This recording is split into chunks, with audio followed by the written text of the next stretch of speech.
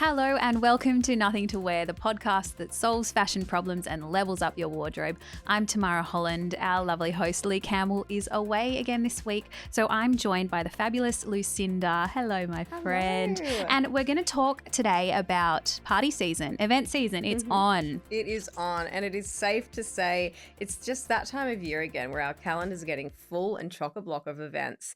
And not only is that daunting, but it can get really expensive. There's so many things on. You've got hens parties, birthdays, work functions, baby showers. The list goes on, and it's so hard trying to find not only a really nice outfit, but an event-appropriate outfit. Yeah. So today we want to look at event dressing and our tips on how we can get around it without overspending. Absolutely. More money for champagne. More money for champagne. All right, let's get into it. You have to do it. You live for fashion. So the first thing I want to talk about is a bit of a contentious topic. It's what I'm calling the death of the going out top. I wrote about this for Mamamia recently. It was based on like the evidence that I'm seeing, and you're actually wearing one today, my friend. It's the rise of the basic singlet or the basic tee, flipping that formula that we're used to of jeans and a nice top, right? Yeah, We all internalized the that. 90s. Oh, that was the noughties, wasn't it? Yeah. We grew up with that, didn't we? We grew up with that, but now like we're flipping that and it's like nice bottoms and a basic tee, right? Like a beautiful midi skirt or a great elevated jean with a basic tank, exactly the way that you've styled it today. I don't know if this is a coincidence. I did actually wear this knowing that we'd talk about it Okay, today. I love that. So what do you think? Is it really the death of the going out top or is it just a fad? Well, I think it is not necessarily the death of the going out trend, but we are seeing more and more celebs and tastemakers wearing the white tank. It's all over TikTok as well. So the whole white tank theory. Explain that to me. So there's a creator called Childish Sambino. Side note, I love that name. That's funny. Where she said, if you can walk into an event in a white tee and still be the chicest, flyest girl in the room, you really are that girl. You're that girl. Trying to be that girl. Making that tee look like $100, my friend. $100, $1 million. And then there's all this chat around on TikTok around where is the best white tee from? Like it is so hard to find a really good basic white tee. Okay, so let's break it down a little bit further because like the pinpoint for this for me was like Kendall Jenner and Kylie Jenner went to a basketball game and they were both wearing plain white tanks. For me, that was like the kickoff of this trend and it went viral. Like Kendall Jenner wears a $4 Hanes singlet, looks more expensive than anything you own. And it was like, okay, that's all well and good, but how do we make a white singlet look like $1 million? How do we be that girl? I feel like I wasn't joking, like your outfit, it looks amazing, but how have you put that together? How can we style a really basic top and actually still give it flair if we're going to a party without feeling like we're underdressed? I know. Well, firstly, it all starts with the white tank, right? Finding the perfect tank I find actually quite difficult. I've gone through so many and just all the different cuts, and there's a lot of discussion on TikTok about where the best white tank is from. I find I get a lot of mine from Cotton On. Rosalia Russian, the influencer, mentioned that's where she gets hers from, and I definitely love them. They're cost effective. I think it's 2 for $30. Most of mine are from there as well. I love Yeah. Rosalia as well. I'll buy anything she buys, so that's good to know. Garage Clothing was another one. Anthropology, if you Okay. like more of the thin strap, Yeah. you don't mind not wearing a bra. But if you can find a nice white tank that you feel confident in, that's a really good start. And the bra or any sort of lingerie that you can wear underneath, I find that quite challenging because I've actually got my bra strap showing. I'm hiding it with hair at the moment. Is that intentional? No, I don't mean to. I guess it can be Yeah. intentional, but I find that quite hard trying to find the right bra under the white tank as well. And then making the bottom your statement piece. So I'm actually wearing the Deering World jeans that I spoke about on the pod. I think it was last week. Yeah, they're So this fab. is them in the indigo color, and they've got like a slight flare at the bottom. They're called Strait, but I think there's a little bit of a I can flare. see a little bit of a flare, yeah. And partnering with this like snakeskin belt as well. So you just make the bottom your statement, and that's where the gaze of your eye is gonna go to, the bottom. So it's the jeans, the belt, and then a nice boot as well.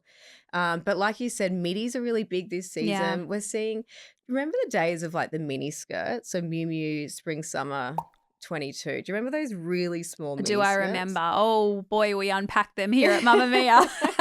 And those hemlines are just getting longer and longer and longer. Yeah. They've sort of coined that awkward knee length skirt. Have you seen those? I hate it. And all the Not gonna celebs are lie. wearing those as well. I know I'll get there, but like give me a minute. I just can't wear like a pencil, like shapeless pencil skirt right now. It's not and then for me. even down to the midi and then to the maxi. And there's a thing called the hemline index theory. Have you heard of that? Yeah. Yeah, and it's a sign that you could be going into a recession the longer that hemline gets. Yeah. When you look at Miu Miu spring summer 2024 last year, they were showing that awkward knee length. So to go from the mini in 2022 to 2025 showing that awkward knee length, it's pretty drastic when you think about something. it. Yeah.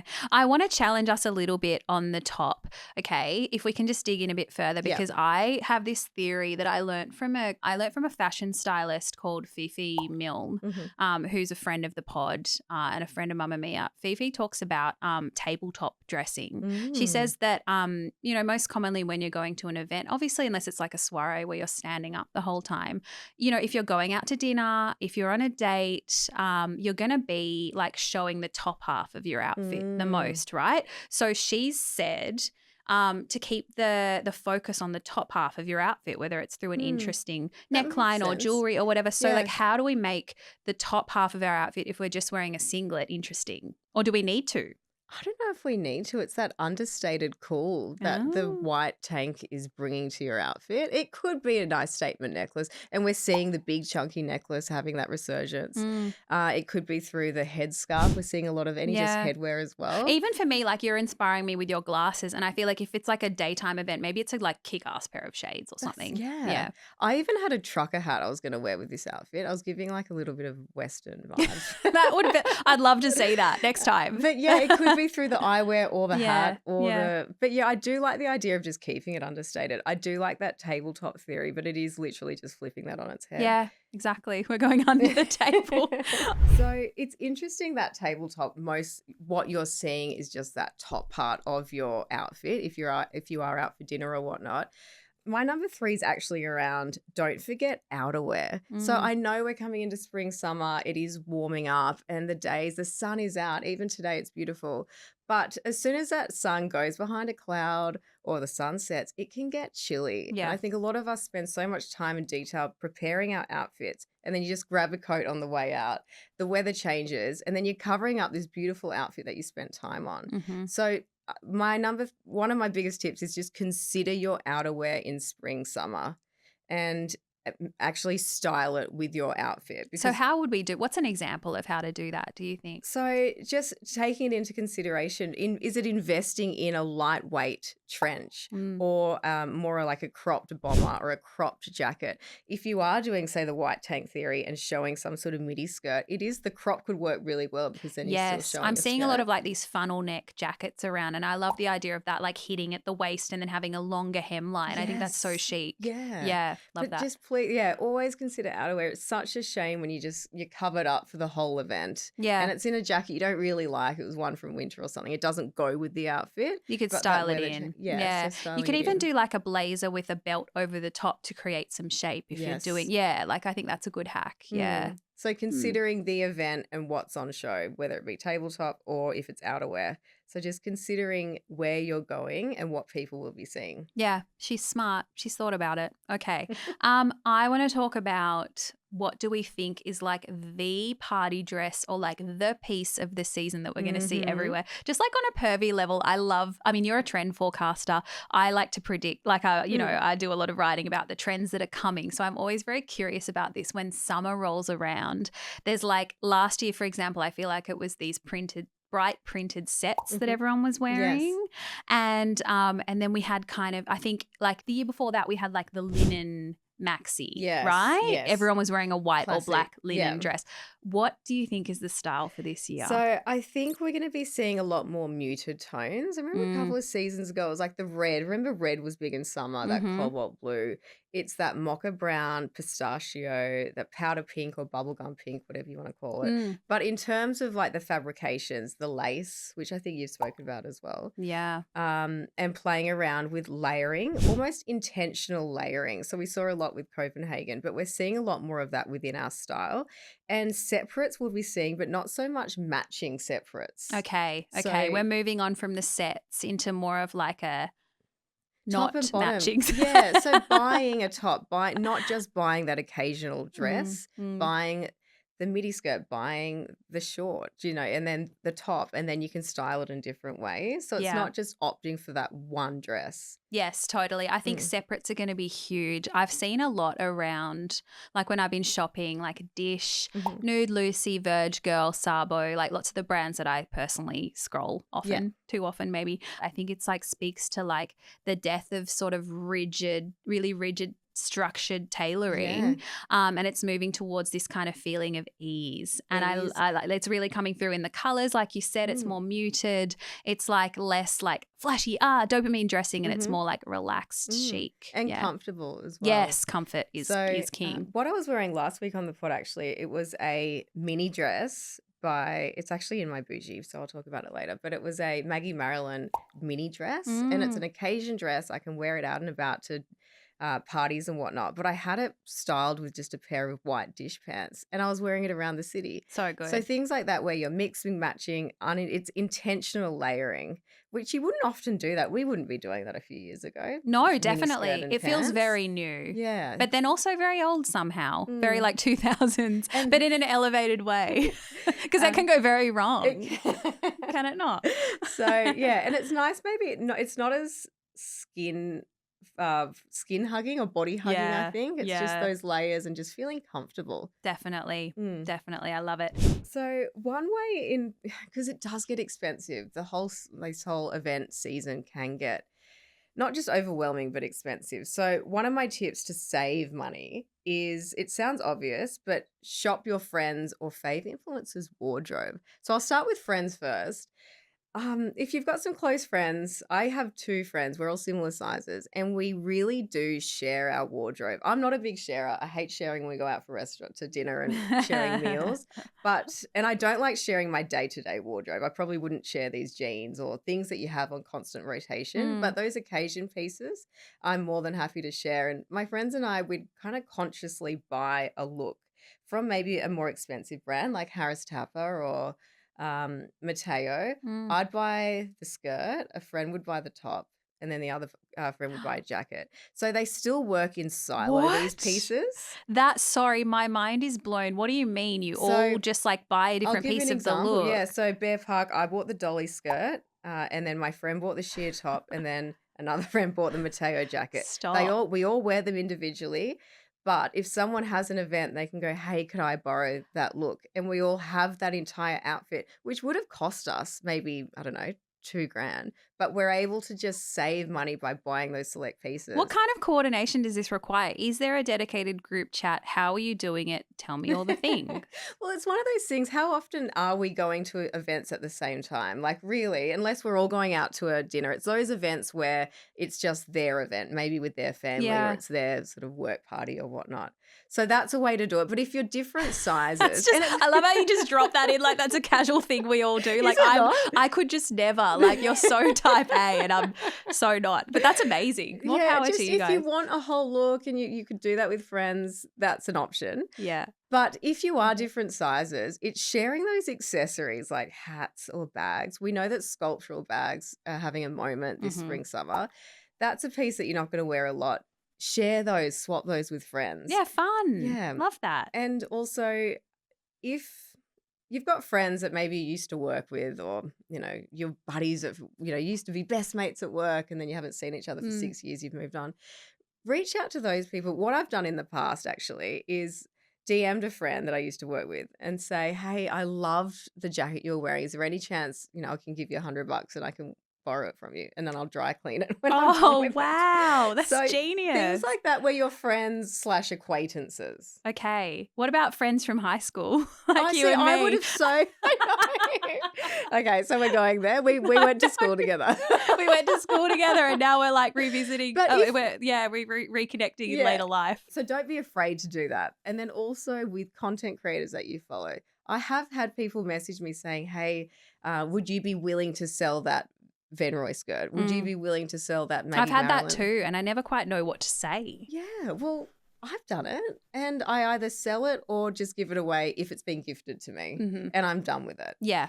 On the topic of saving money, I want to talk about like shopping smarter for party season, how we can like where we should maybe spend, where we can save the pieces that we can rewear. So I'm feeling like I want to save on accessories. I think this is just a really smart one, is like buy one shoe or one statement, bag or something that's going to see you through the whole season. So not necessarily, like it could be a fun style that you can pair with lots of different outfits, but it's probably better to go with a more neutral option for that mileage. Do you agree? As much as it's really fun buying like different fancy shoes, it is. It's not worth it, is it? And I don't know, because like people, the thing is, it doesn't matter. Rewear as much as you want, totally, but like you know that people know that you've worn it before, you know, and I feel like it doesn't like, you get that excitement of wearing it the first time. Then again, I'm going to challenge myself on that, because like my wedding shoes I bought from Loaf Randall years ago, and they were like my favorite thing that I've ever spent money on, and I knew I wanted them for my wedding, and I've worn them to almost every major event since, and they're not like a subtle subdued shoe. They're like gold lame in a bow, like a stacked heel, and they always make my outfit. So maybe do buy the statement piece, but make sure it's something that does team with lots of, you know, like maybe it's not red. Because you might be a shoe person. I'm not necessarily a shoe person, so I can get by with just like a standard shoe that I can get through the whole spring summer with. But if you really love a shoe and it is a statement piece like that, own it. And that is your piece, your statement piece throughout the spring summer. Totally. But the only thing is, like, people will tell me, they'll be like, oh, you're in those shoes again. And I'm like, can you? Yeah, I am. And the bags, there's all those sites now where you can rent the bags as well. So maybe that's an option. Yeah, that might be an option. In terms of where to spend, I think you can get more mileage out of your pieces by spending on separates. Like we said, not one statement dress, right? Because it's just, this is obvious, but like you buy a great midi skirt, you can wear that in multiple ways. Rather than putting all your eggs in that one basket. Yeah. I'm still learning this though, because you do see them online and they're fun and you want to get the fun party dress, but you're right. They end up, you wear them once and then you think you could wear it again, but you want something fresh. You want I hate new. that. Yeah. Get the fun party pants. Get like a black lace pant or something that you can style by day with like an oversized tee, and then like dress it up with a satin shirt or a blazer. Like there's just so many, or a tunic. Like we said, there's so many more opportunities. Yeah, for sure. And if you are going to invest in the occasion dress, do something like the Maggie Maryland that I was wearing last week. We can share it here, where it is just it's navy, dark navy, almost black. So you can get that wear out of it and the mileage. Yeah. And then I'm just going to touch on rewearing as well. I think something you can do is like look at what the key trend was for last year. Like obviously your eyes moved on, you want something new, but don't like discard that great linen maxi that you bought last year or 2 years ago. Like if you have a basic white maxi dress, you know, in linen, there are so many ways to do that now for this season. You could just like do it with a flip flop this time, and a great, like I said, a great pair of statement shades, or a different jewelry or something. Like just don't like disregard it because it feels like that's not dated. That doesn't date. Nothing. Yeah, that's right. And things don't date that quickly. We still can be wearing last season. That's probably a really good point to save money. Like things we have to be okay with wearing last seasons. Yeah. And it's just, the overconsumption is something we need to all be aware of. Another tip is gamifying thrifting. Oh. So what do you mean by that? Thrifting sort of turned into this cool social game. So you get social clout and currency from saying that something's thrifted, and you're almost proud of saying that something is thrifted now. And it isn't this niche anymore. I feel like when we were at school, there was like a small group of people that would shop vintage, and it was very sort of Tumblr era. Almost you just associate it with the 50s, 60s sort of pencil skirts that they'd get from Vinnie's or whatnot. Yeah, true. But now with so much consumption, you go to Vinnie's. I went last week and it's just last year's stuff, like we were saying. I bought a Beckenbridge green dress that I'm going to wear to a Christmas party. Amazing. So it's not as like moth granny stuff like we think it is. Yeah. There's some really great stuff you can get from op shops and Vinnie's. So try and make a game out of it and create a whole look. I encourage you to try and create a look all from Vinnie's. And then that's a talking point at your party. Yeah. You've they've thrifted this whole outfit for under $100. That's amazing. So- yeah. Well, I find that my hack for this has always been like go to the like bougie suburbs and go to their op shops because that's where like the bougie people get rid of their old last season dresses. Yeah. Like I did the same thing. I literally you said a Beckenbridge dress. I just like clocked this memory for me. I got a Beckenbridge dress in my size. I still wear it. This was like 8 years ago. I still wear it now. I wore it to a wedding like last year, and it was just this perfect classic maxi dress with like a really low V. Beautiful. And I think I got it for like $80, which it's not like it's $12, but it was like previous season. And yeah, so going to the more affluent areas and shopping there garbage. No, I'm joking. Yeah, Going it's to the true, more though. affluent areas Yeah. and like looking for, shopping there. I think, hey, it could work for you. You can really find some gems. Yeah, for sure. I'm a massive fan of op shopping and thrifting. And also just don't get wrapped up in the pressure of events. I'm really guilty of this. I think with the cost of living at the moment and everyone's talking about the event and getting excited, and you might hear they're buying a new dress, so you feel you should buy a new dress. And then it's not just the outfit. It might be you're getting a blow dry or your nails done. It all adds up and it can feel really stressful. So don't get caught up in the pressure. You're there to enjoy the occasion, whatever that may be, a baby shower, a hens. And if you are getting stressed out by, say, the dress code, decode it. So ask the person who's hosting the event. Right. what There's does no this shame in that. mean? People feel weird about asking. And I'm Yes. like, no, they invited you. They want you to be like, potentially they Yes. want you to be on brief. And there's some really like ambiguous, arbitrary dress codes out there. Even for my wedding, I had loungewear, which I didn't really know what it That's meant so at the time. cool. But then like I just thought it would be cool to put on the invitation.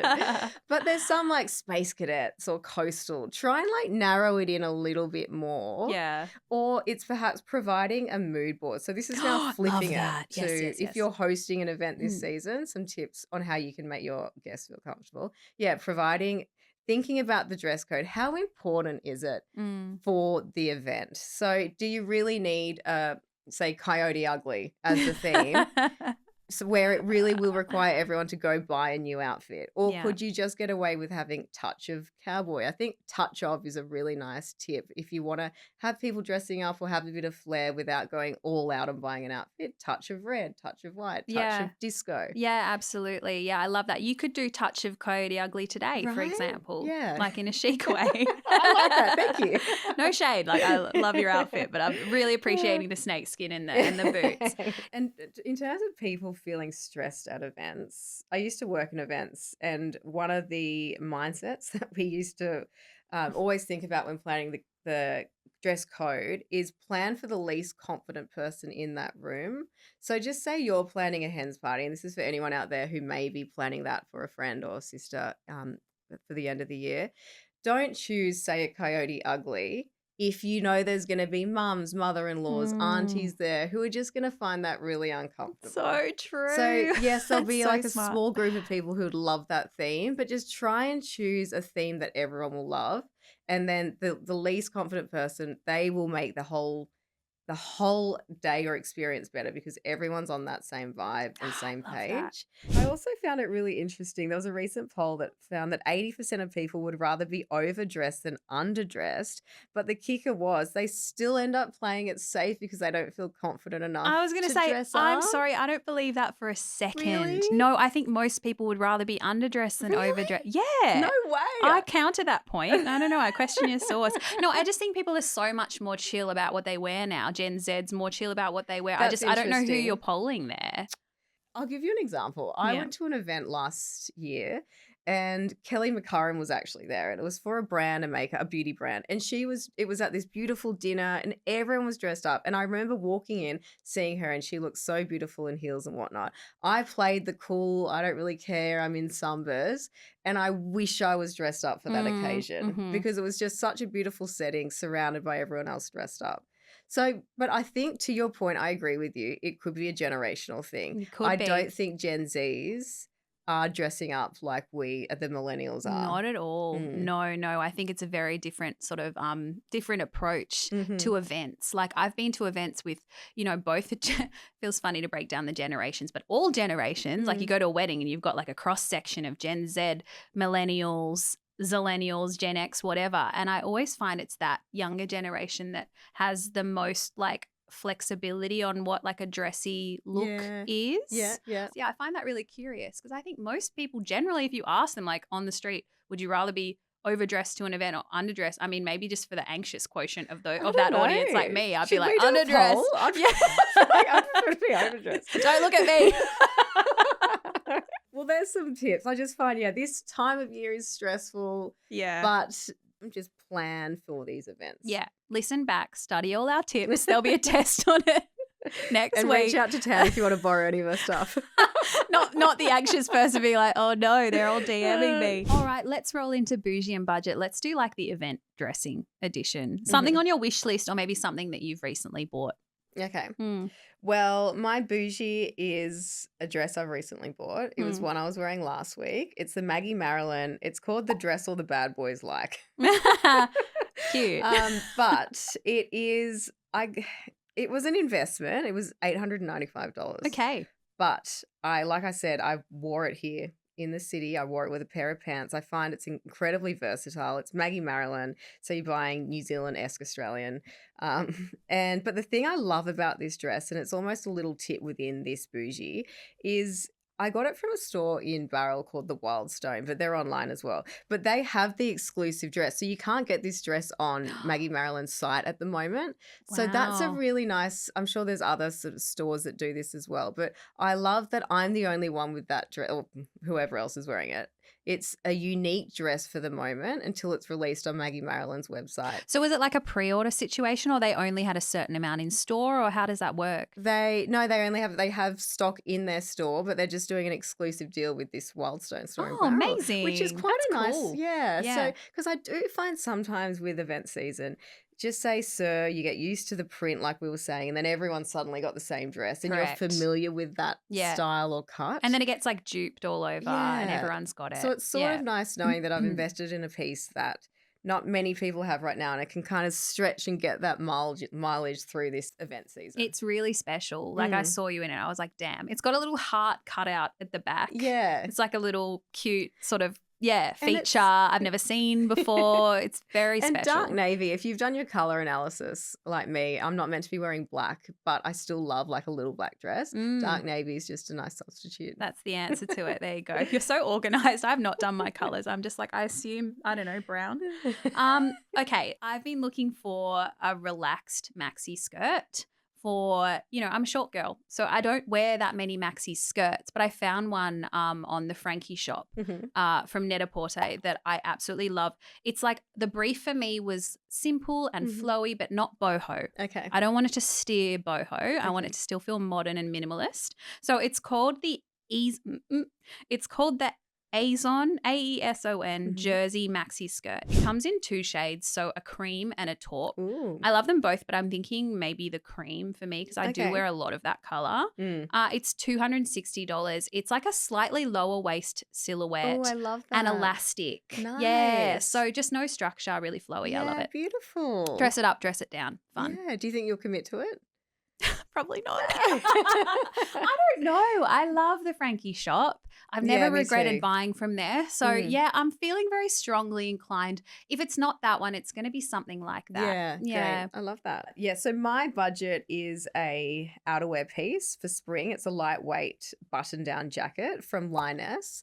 So the RRP was $89, but at the time of filming, $30. So it's on sale now. It's ridiculous. That's so cheap. And it's just that cropped in ivory. It'll probably go beautiful with your maxi skirt. It would. I was just thinking that. We got an outfit, girls. And if you don't want to invest too heavily in this sort of outerwear piece for spring, you want to actually invest more in the outfit that you're putting together, it could be a really nice option. And ivory goes with everything. It's a nice light color. You could wear that with jeans. Yeah, so many different things. I love that. Okay, so we talked about tank tops earlier. Yes. It's my belief that not all tank tops are created equal. Some are just better than others. Yeah. And yes, I've shopped from Cotton On before. I've got some really good cheapies, but I did find a sort of I'm still calling it budget because it's under $50. So it's from a brand called Base, Bayse, which was founded by a Melbourne fashion designer and influencer that I follow called Effie Katz. She does really great wardrobe basics, elevated basics, and I absolutely love this tank.